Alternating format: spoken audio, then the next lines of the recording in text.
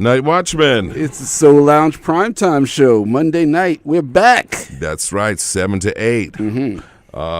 How was your week, buddy? Talk to me. Watched the Oscars last night. That was interesting. Any surprises for you? Well, I was disappointed that Black Panther didn't win. Or Black Klansman. Okay, was it your inner comic book fiend talking, or did you think it was that good a movie? I thought it was a great movie. I thought it did something that was that hasn't been done before, which was to make a really full-balanced superhero movie, as evidenced by the awards won in the production design and in costume category. But it was a great script, and it had to meet all the expectations of fitting in the overall arcing storyline that was leading toward the Infinity War. It had to check a lot of boxes, and it did it with great style. Should have won the award. But Well, that's another conversation. Well, definitely big ups to Mahershala Ali, and of course Regina King. Oh, now I will pat myself on the back. You did call it early. I called it early. Yeah, you did. I called that one early. And also, I got to give some major props to Ruth Carter. Yes. So big ups, because she had been doing it for a long time. And did you see her give some props to Spike? Of course. Yeah, Spike put a lot of people in this game. A lot of people, for sure.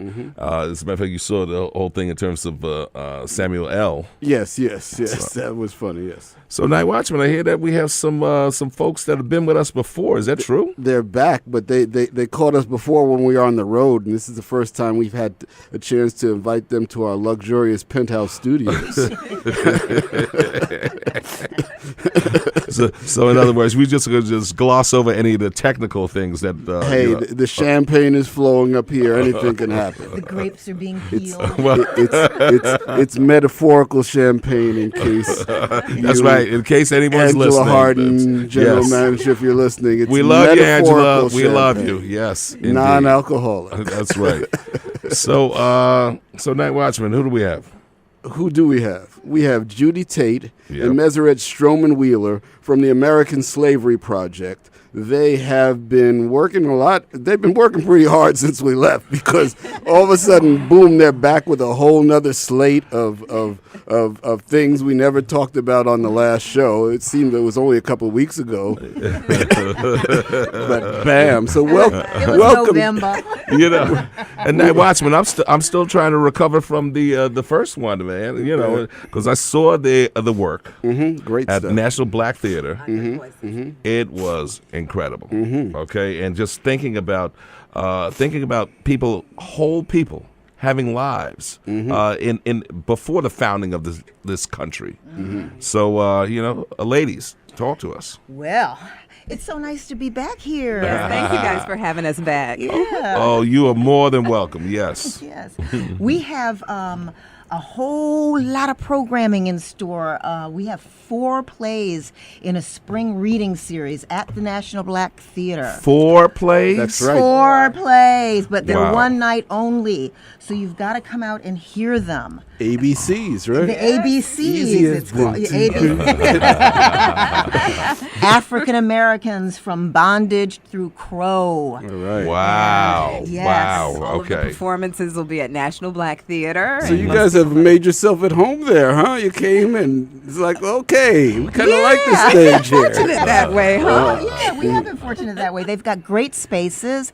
Our first show is going to be Fugitive Slave Act by Michael Gene Sullivan, and that's going to be in the Temple space on March 4th. I love that space. Yeah, that's Beautiful a great space. On yeah. March 4th at 7 p.m. And we have 3 more after that. So you want to hear about the first one? I want to hear about the all first of them? one. We're Yes. going to get to all of them I was going to tonight. say the two, Yeah. just the projects that we just finished. Did you want to lead in with that? Well, I don't know. Do you want to talk about that? Messeret, There you got were something to two say? projects that we just finished actually for Black History Month. Okay. And the first was Unheard Voices, which was at Judson Memorial Church. Yes. You guys saw it. But Yes. it was an abbreviated version of it.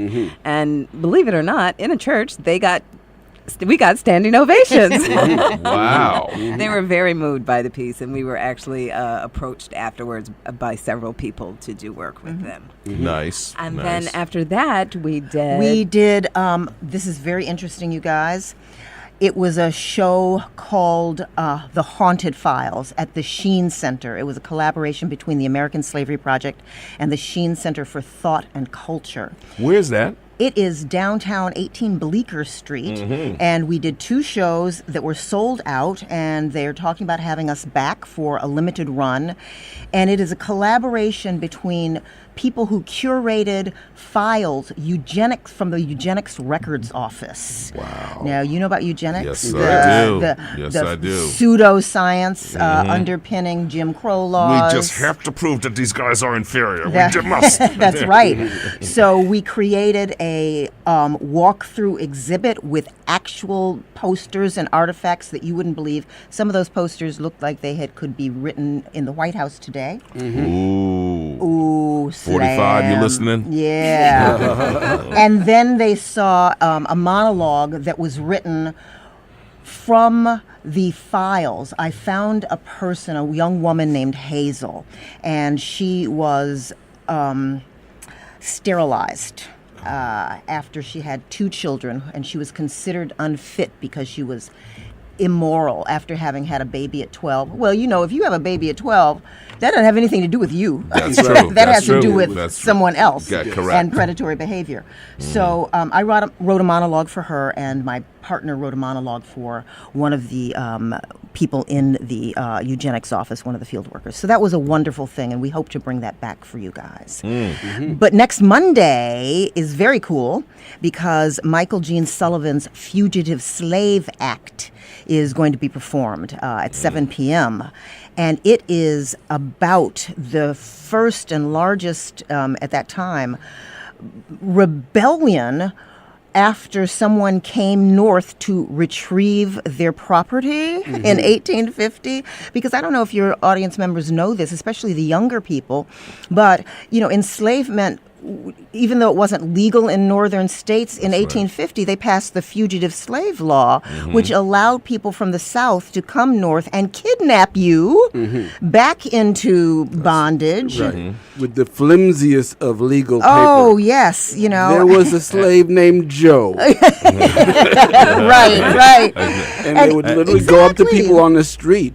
Is your name Joe? Right. And even though Pennsylvania was a free state, it didn't stop Edward Gorsuch from coming up to try to kidnap William Parker. You noticed that name, huh? Gorsuch. Anybody notice the name Gorsuch? Neil Gorsuch. I wonder. It was. Hey, you people who study genealogy out there, let's see. Fall too far from the tree.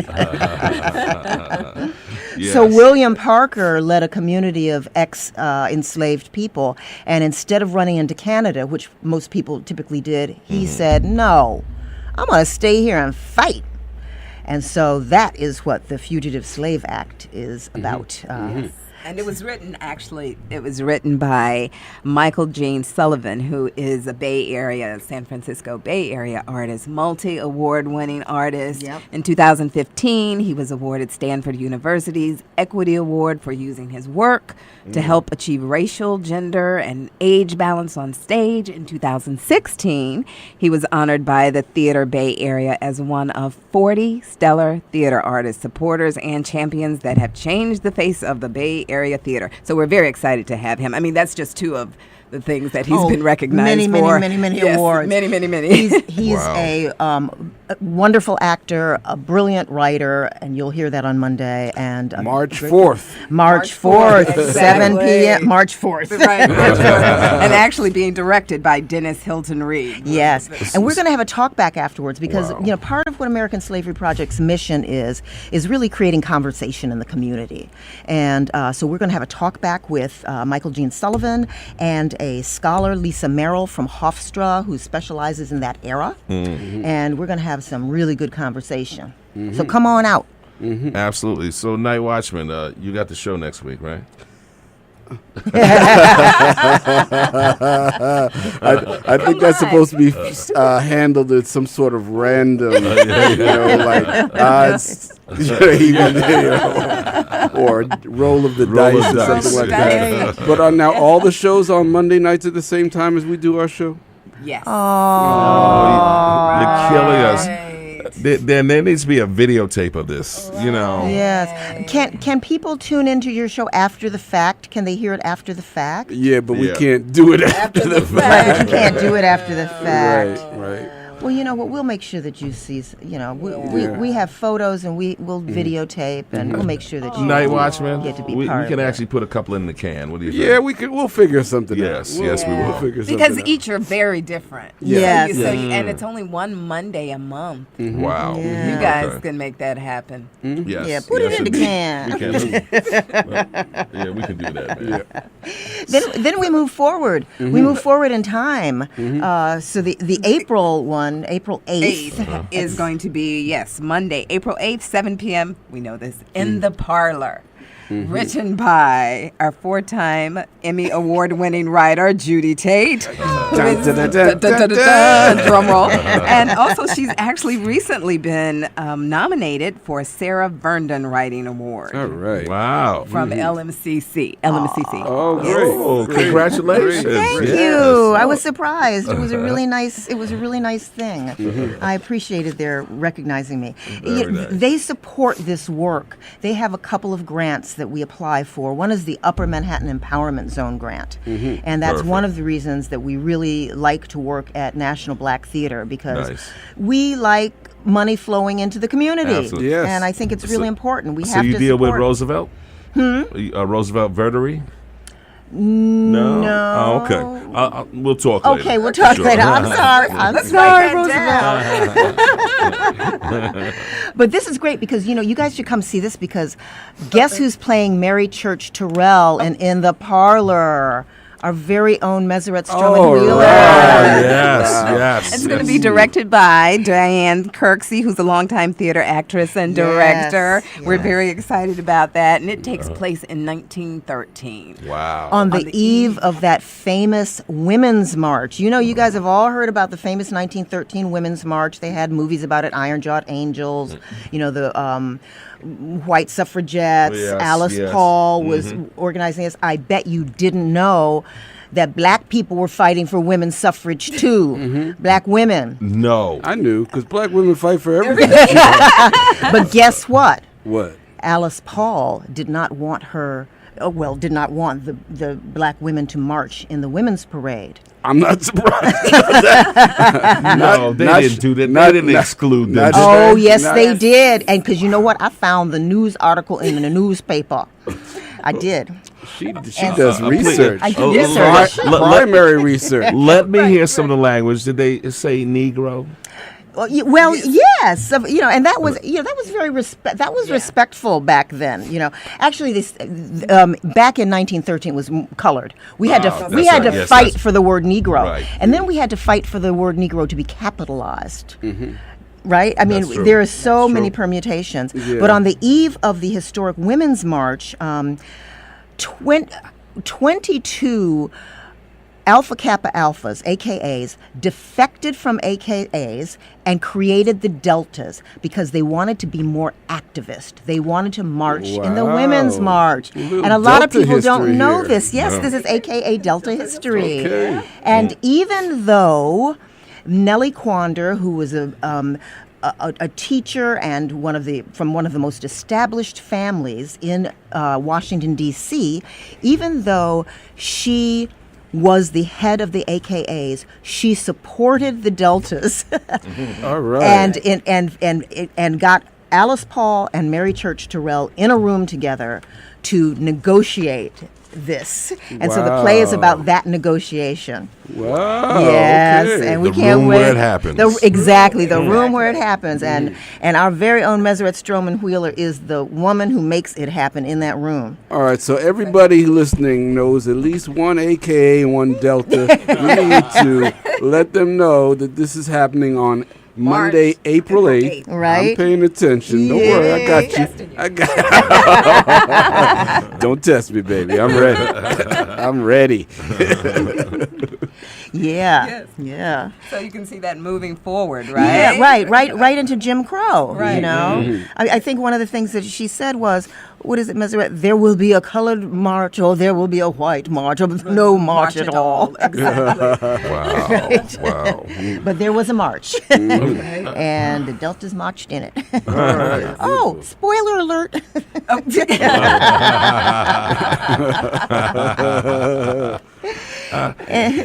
And then we move on to Monday, May 6th, and we have Throw Pitchfork, which was written and performed by Alexander Thomas. yes, it's a really, really intriguing piece. It's been done off Broadway.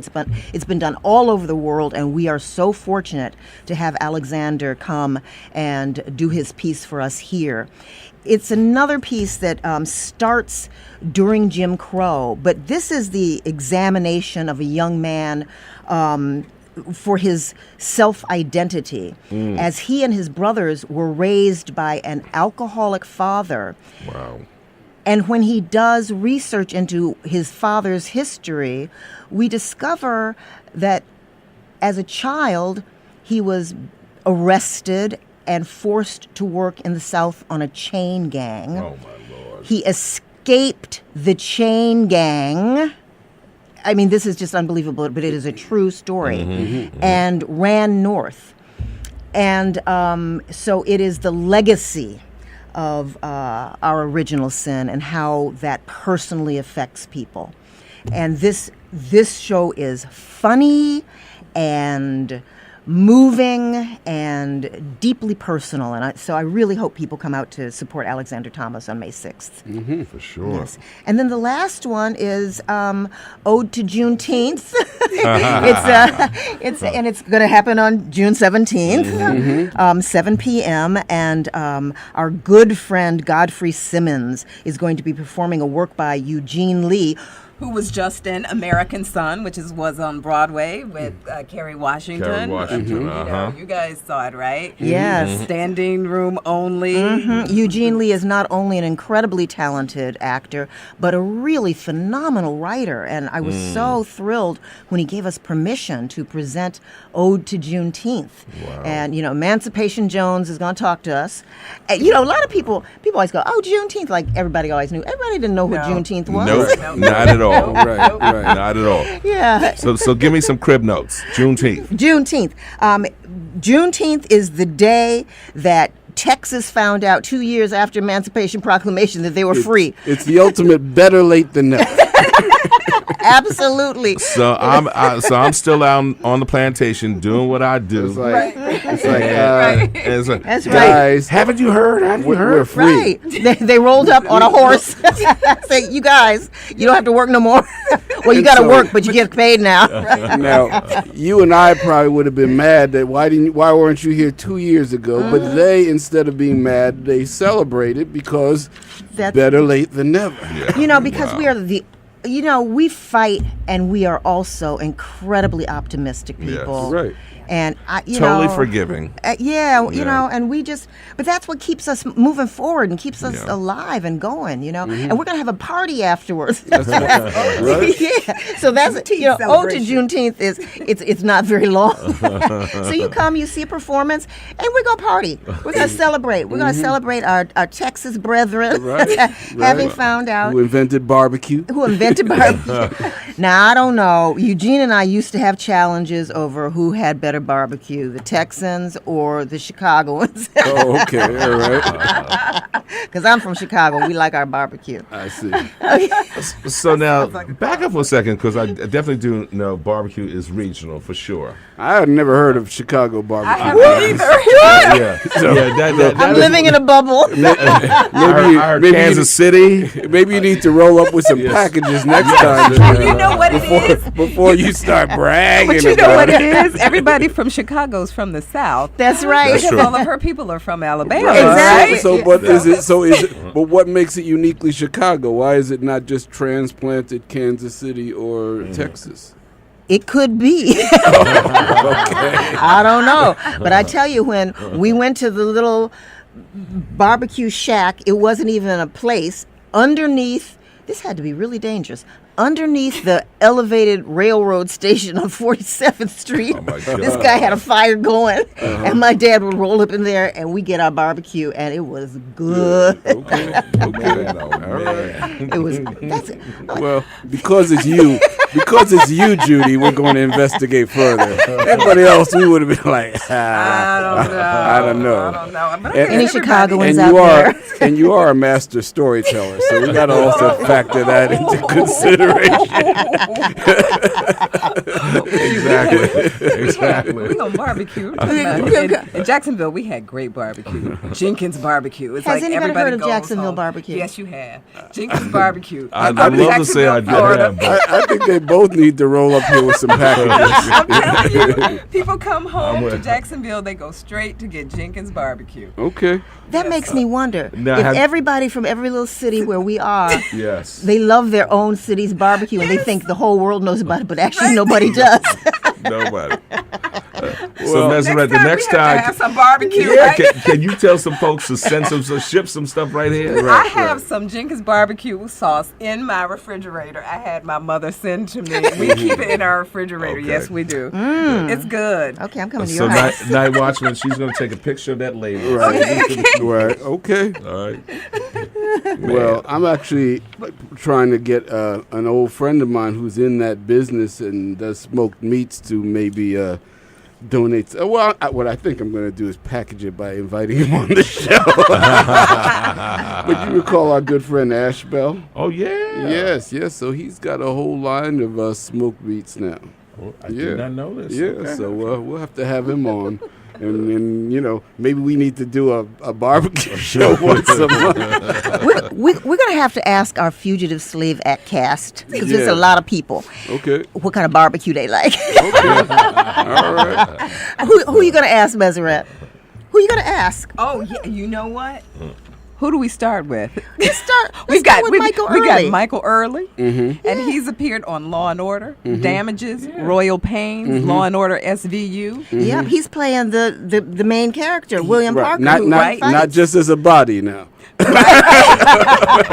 No, not he's a well-renowned actor. Yeah. We'll find out what Right. kind of barbecue he likes. Right.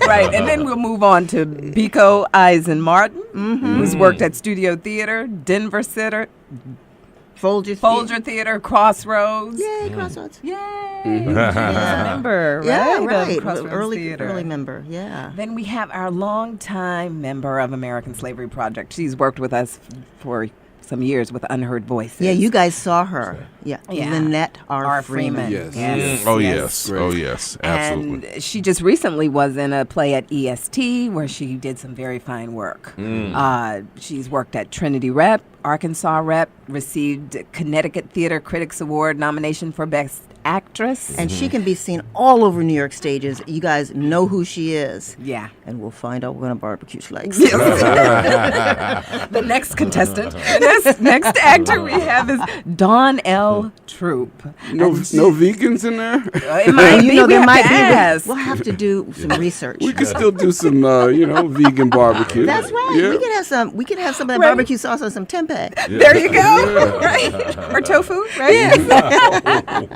Well, Dawn, she's appeared in theaters across the country as well. Berkeley Rep, The Public, and in the spring she'll be in the Pan-Asian Theater's Brothers Paranormal. Wonderful. Dawn L. Troop. She's really well renowned. You guys probably know who she is. She's been all over stages. Then we have Leisha Julius. She's a graduate of SUNY Purchase Conservatory of Theater Arts and Film, and she was also in HBO's Random Acts of Flyness. Oh, I like that show. Yeah, that was right.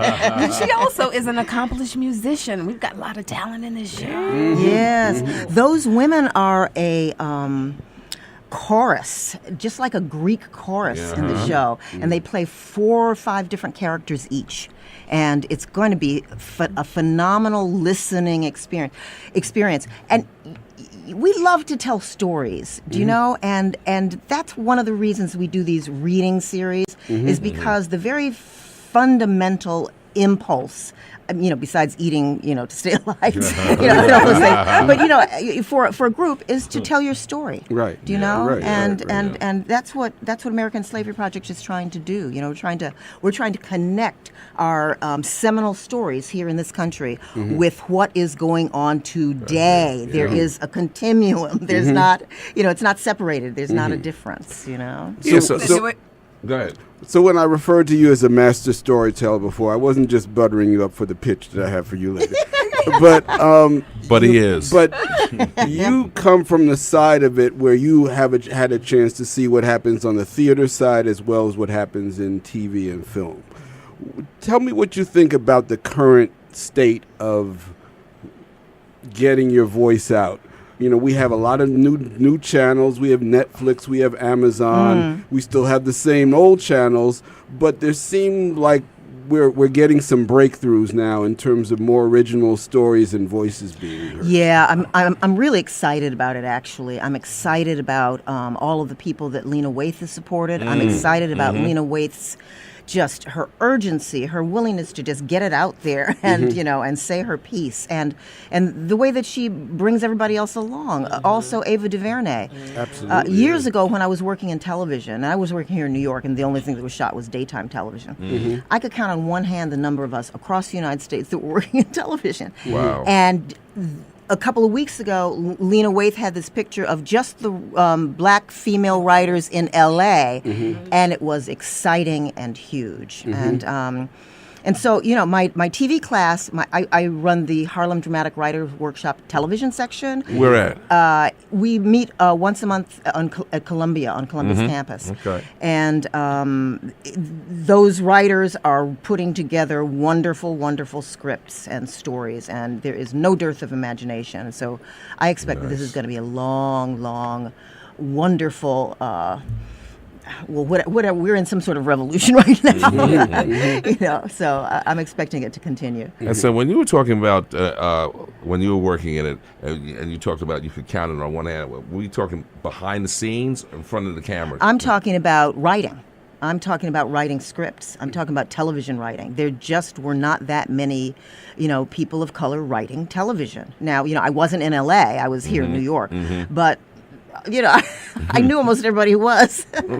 And so even though there's a long way to go, in terms of diversity and inclusion and equity, I can't help but be opoptimistic, because we're just, we got stories to tell and we're marching forward. Nice. And it's good to see great showrunners, Shonda Rhimes, Kenya Harris. What's the name of the gentleman who ran the show for Luke Cage?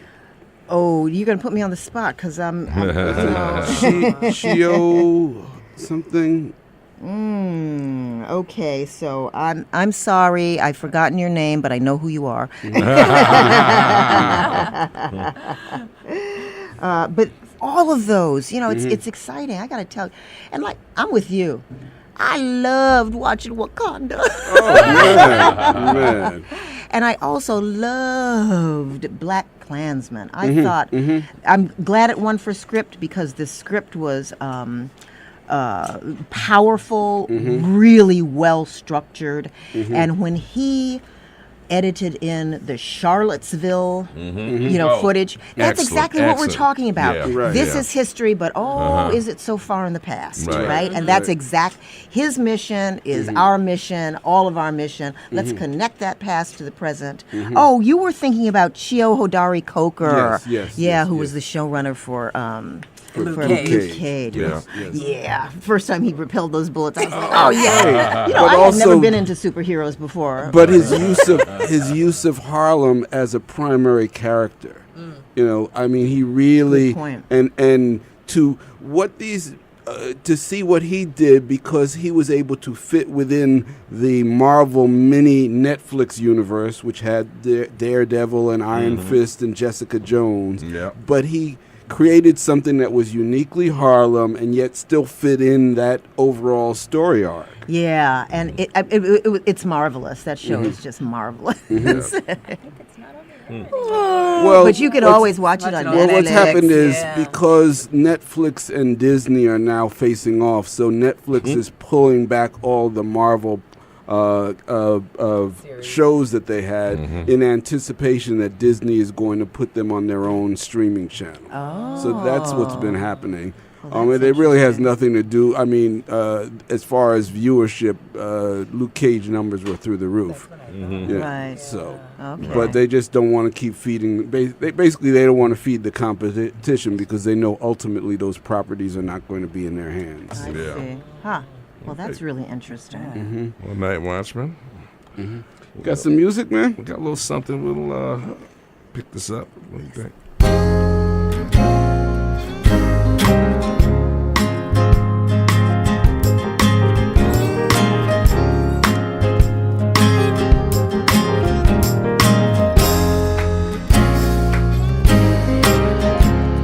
Lay down, baby, please don't say a word.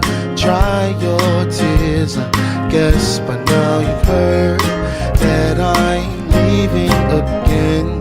One more day, I'll be in the sky, so far away from the life of you and I. The place I can't pretend to forget about the times that you said.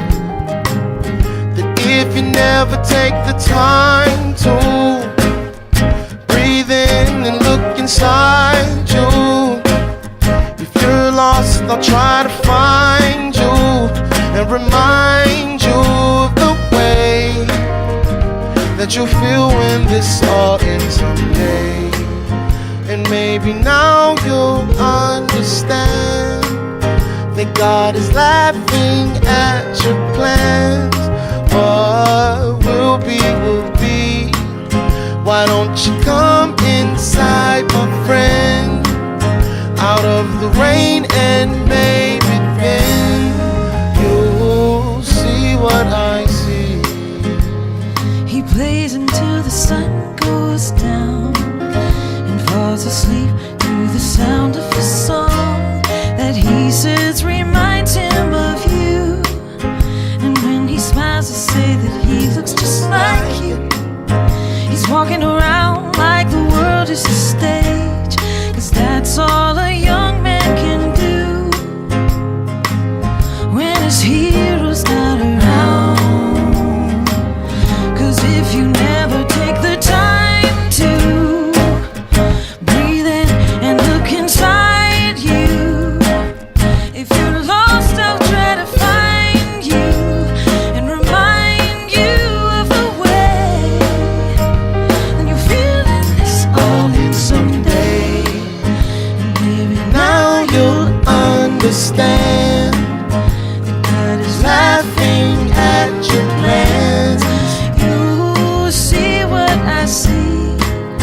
Why don't you come inside, my friend, Out of the rain, and maybe then you see what I see. see, oh, oh, oh, oh, See oh, what I oh. see. See what I see. See what I see. Oh, oh, oh. Yeah, yeah. See what I see.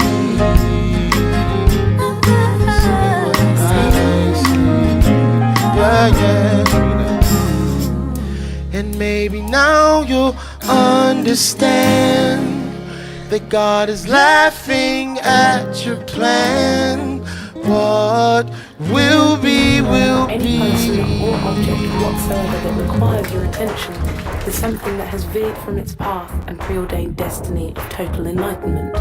Never wanted a typical life, scripted role, trophy wife. All I ever wanted to be left alone. See my bed's made up at night, 'cause in my dreams I roam. Just trying to find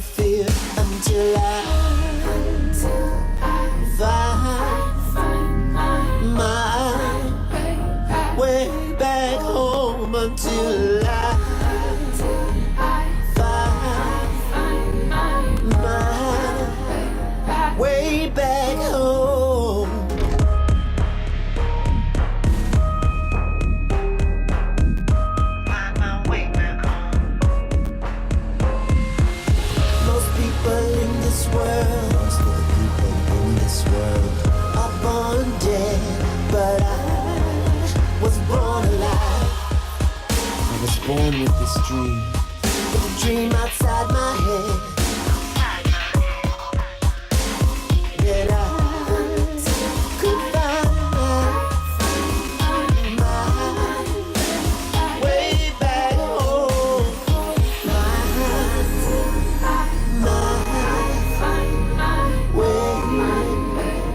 Way back home.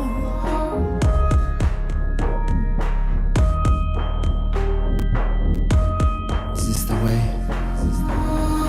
Power to the ones. Power to the ones who can raise a child like me. The path was set, but if you look, the truth will set us free. I've heard about those happy endings, but it's still a mystery. Let me tell you about me. I'm happiest when I see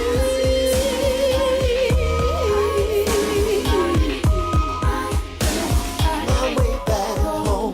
Can you see?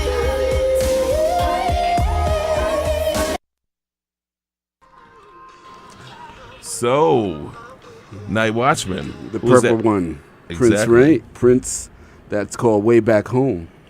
Wow, exactly. Okay, very nice, very nice. And before that, you had the Foreign Exchange featuring Fonte Coleman and Gene Jolly. And that was, of course, laughing at your plans. You may have some great plans, but God is... really? So we are back in the studio with Messeret, Stroman-Wheeler, Judy, Tate from the American Slavery Project. We've been having way too much fun. Too much fun, too. Talking about barbecue, all that stuff. Might be illegal, Yes. How dare you have fun talking about the American Slavery Project? I see somebody on their cell phone outside the studio trying to report us. And here I am turning around to look. Oh my God! So, Judy, one thing? Okay, so we certainly do know with oh God, Devil in the Blue Dress, author. Walter Mosley. Thank you. You're welcome. Yes. Okay, no. Now I'm thinking about God, Pittsburgh. August. 10 years, August. Thank you. Wilson.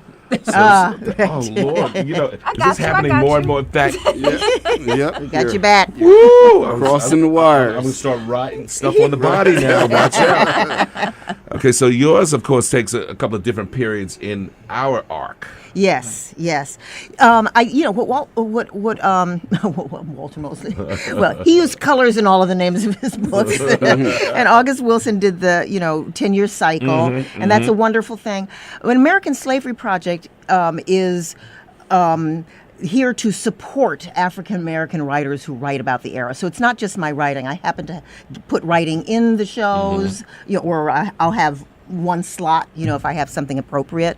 But I'm really there to support the other right, Messeret? Yeah. To support other writers who are telling stories that people don't necessarily know. And, we were talking earlier before we came in the studio, and I think it's real important for people to understand that this, I guess we talked about it a little bit, this isn't the past. The past lives in us right now. Everything you see happening, everything you see today in the newspaper has its beginnings, its little tentacles are planted in our first experiences here. And so I believe that this period of, enslavement through Reconstruction and Jim Crow should be a genre. Because every time I turn around, there are more fascinating, incredible experiences. And I think that, and we exist so that we can direct our own storytelling. And I think that's kind of, we were sort of talking around it a little bit earlier. No, you brought it right back to, okay, so the central question last night was not just about Black Panther not winning, but about Green Book winning, and then about the discussion about what some people are calling these racial conciliation dramas. These dramas where, and I started reflecting on this and going back and realizing that this is a narrative that the Academy has supported for a while, because they've always loved to lean toward some of these types of stories where even when they are white-splaining racism, they cast a white hero to tell us about challenging racism. Well, all I have to say to that is 89, the year that Driving Miss Daisy won, Do the Right Thing was released, right? Oh. And that's why Spike was flipping what a last night. powerful movie that was, that really told the story of how it actually happens. And, and I don't want to... there are plenty of people, and black people too, that see a friendship thing and go, I didn't consider it, I consider it a friendship movie. There are plenty of people who have a right to like Green Book. But one of the reasons we exist was, the year that we established ourselves, there were 3 main stage productions in New York of stories about this era, and none of them were written by African American writers. So I don't think that, white people don't get to tell a story about a certain era, but I think the extent to which we get cut out of our own storytelling is really it has to be reckoned with. Right, and it goes back to Kill a Mockingbird, which is a film that I never liked because the black guy still died in the end. So I wasn't never feeling it. But that film... But they felt really good because, the lawyer had tried. Atticus, that's right. Atticus tried. So check this out. So that film was up for Best Picture. It didn't win. Gregory Peck won for Best Actor, however. Correct, he did. And the AFI in American Film Institute in, I believe, 2004, 2006, voted Atticus Finch as the greatest hero character in film in the 20th century. Wow. Well, if you read her prequel to that, you'll find out what a big racist Atticus Finch was. See, she does primary research. I do. See the difference? See the difference. That caused a bit of a buzz when they actually dug that out of the archives. You're absolutely right. Yeah. It did. So Mississippi Burning, A Dry White Season. I saw a great parody today called White Savior. It was done by Seth Meyers on The Late Show. And it's basically a parody of all the White Savior movies. And so I will send each one of you guys because it helped me to channel my feelings about last night and just made me laugh because everything I said, it literally displayed it in a way that was very comical but very searingly real. Yeah, people think, we talked about, we're hopeful, right? We're hopeful people, blah, blah, blah. But it doesn't mean that you can't put reality on the screen or on the stage. Right. And that's the problem. It's like, I think, I'm about to get, I'm about to get real here, but I think that for a long time and still, this country is very afraid of what happens when black folks get angry. Never mind that, Red Summer, which on Friday I'm actually going to hear a choral, the Downtown Brooklyn Choral Society is going to do a thing on, a piece on Red Summer, which was the summer of 1919 that white folks in this country lost their minds. Oh, yes. They burned down Tulsa, Oklahoma. Yep. They rioted in Chicago. That was the highest number of lynchings. That's right, the highest number of lynchings in 1919. Now, why don't we know? Why isn't that taught in every book? But if you hear riot and black people together, it's always how we riot. But that's L.A. We learn from the best. I mean, the Tulsa riots is certainly one of the most buried pieces of American history. Right, and absolutely. So those are the things, those are the stories we want to tell, and we want to tell them through authentic voices, voices that don't, pretend. There's certain things that if you have grown up in a community, there's certain things that you understand, and I think one of the things that the family of the pianist in the Green Book said, he never really was estranged from his family, and he never really was estranged from the black community. But it was Farrelly's, invention that he had never eaten fried chicken, or it's like, what? Just what? Well, just making up stuff. Yeah, and you know what? When he was growing up, I grew up a little bit. he learned to play the piano from someone who knew how to play the piano who was black. Right. You know, I mean, now that's not first source, so you know, I could be wrong. Maybe somebody heard him, but I learned classical piano. I play classical piano, and you know, Mrs. Millette, isn't that a great name for a piano teacher? I love that. You know, had a arts institute on the south side of Chicago. We were self-contained. The south side of Chicago, like many black communities in this country, were self-contained. All the doctors and the car dealers and all the there. pharmacists and everybody was there. Okay, I'm sorry. I got to do this. Judy, get that barbecue sauce off that piano. That's right. You just had to do it. I will practice as soon as I finish licking my fingers,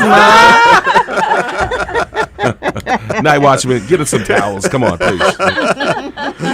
That was the day before the handy wipes, right? You got it. Right. So check out another book, White Fragility. Why it's so hard for white people to talk about racism. Is that by that woman?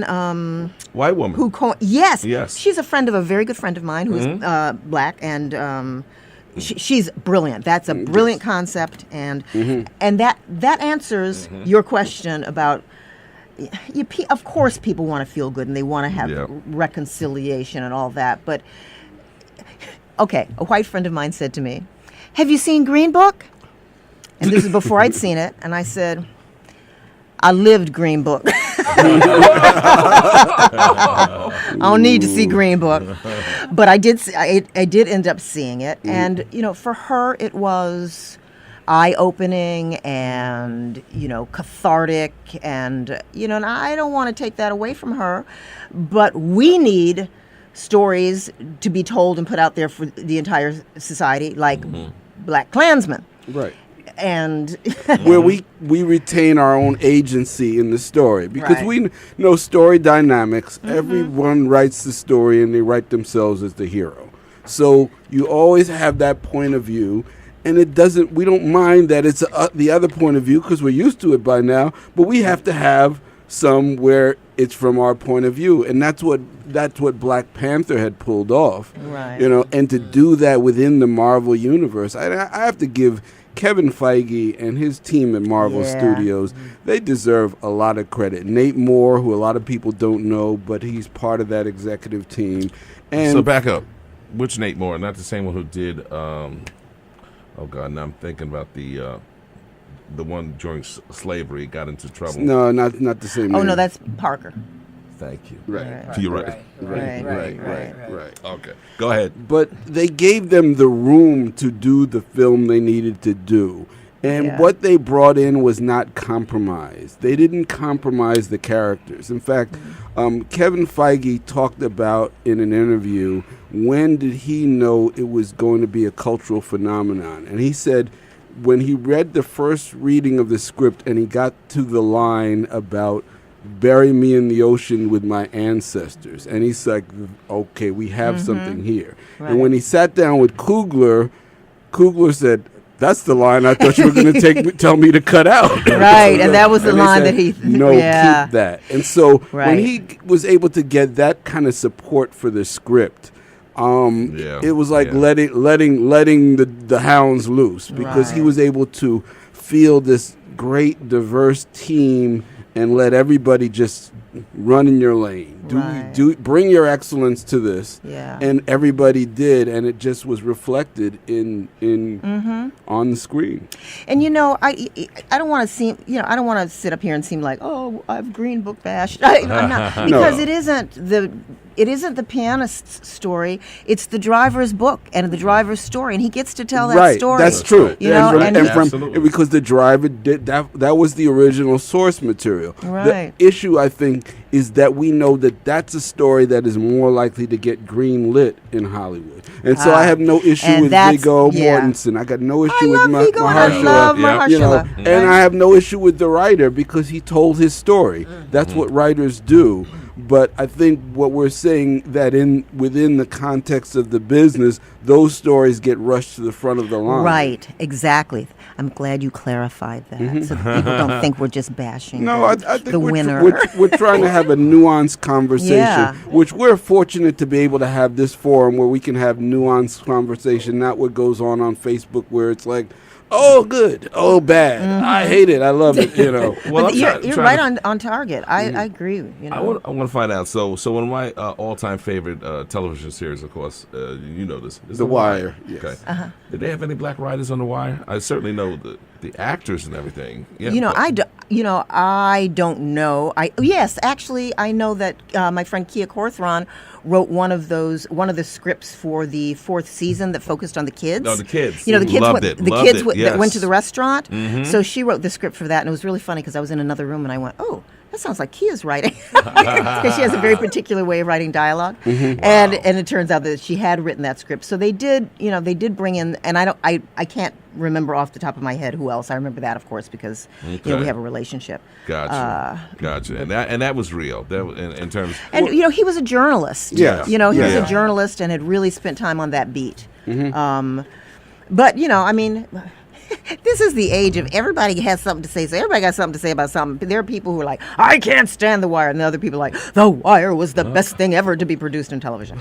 So well, true. It was nuanced writing, and it's like a good meal when you have layers of flavor in it. That's what we get when writers are allowed to develop characters and not just put in two-dimensional stereotypes, but put them and everything doesn't go according to the plan, and you see depth and dimension and flaws and dynamics between them. And I think what people were saying was, up until that point, if you saw a drug dealer on TV, they had no depth, they had no life outside of being on the corner.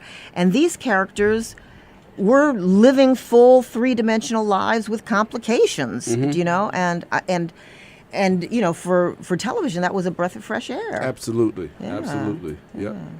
Well, look, speak of characters. Yeah. You got to get us back to our upcoming show. Yeah, the rest of the actors that round out this cast. We have Peter Apel, David Fierro, Trey Blackburn, John Ford Dunker, and Robert Beatty. So how big is our cast, Messeret? We've got 10 actors in this cast. Wow, playing like 25, 30 people. It's really amazing. Yeah. That's why they call it a project. That's right. It is a project. I don't know how Michael Gene Sullivan did it, because it's such a lean, clear, beautifully rendered story. And how he managed to do that was just phenomenal. So y'all come out on March 4th, 7 p.m., National Black Theater, the Temple Space, and hear Fugitive Slave Act. Yes. Well, we've been having, like I said, way too much fun. We have been having fun. So, NightWatchman, no doubt, I guess, they'll be back. They got to be back. I don't see how we could not have them back. I know what, the barbecue and champagne? Is that what exactly. Metaphorically said, only coming back to that. Okay. The barbecue better be real. We could actually serve it right in the green room. That's right. Yes. So, NightWatchman, time to wrap this thing up. We're getting ready for the Harlem Dance DJ Soul of Adam is in the house. He's in the house, doing his thing. So we'll get ready. You want to take us out? Let's see. I got a little something. Did I put it on here? Okay. Yeah, I got something. And ladies, before you go, if one wants to learn about it, you have the website? www.americanslaveryproject.org. You can get all the information there, all the tickets there, and you can sign up for our mailing list, and I'll send you really cool event notices. Wow. So bring me up, brother. Soul Lounge Primetime. We are out of here. What's up with that?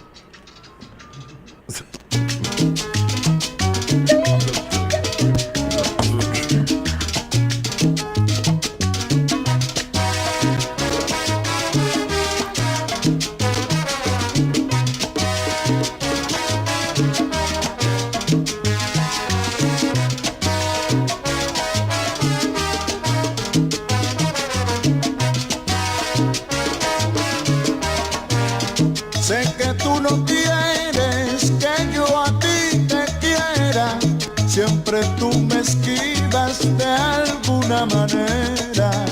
Si te busco por aquí, me sales por allá. Lo único que yo quiero, no me hagas sufrir más tu pena.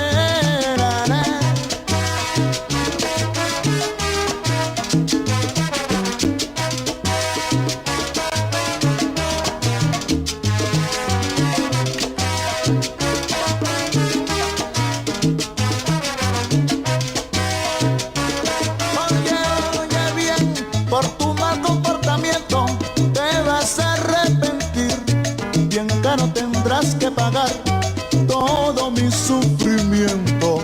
Llorarás y llorarás sin alguien que te consuele. Así te darás de cuenta que si te engañan duele.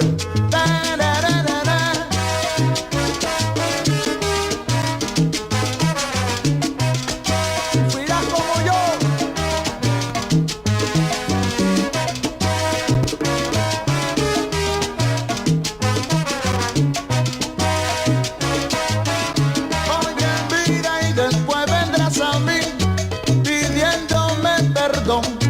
Pero ya mi corazón no se acuerda más de ti.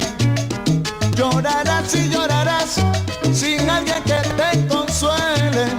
Así te darás de cuenta que si te engañan duele. Te lo juro que sí.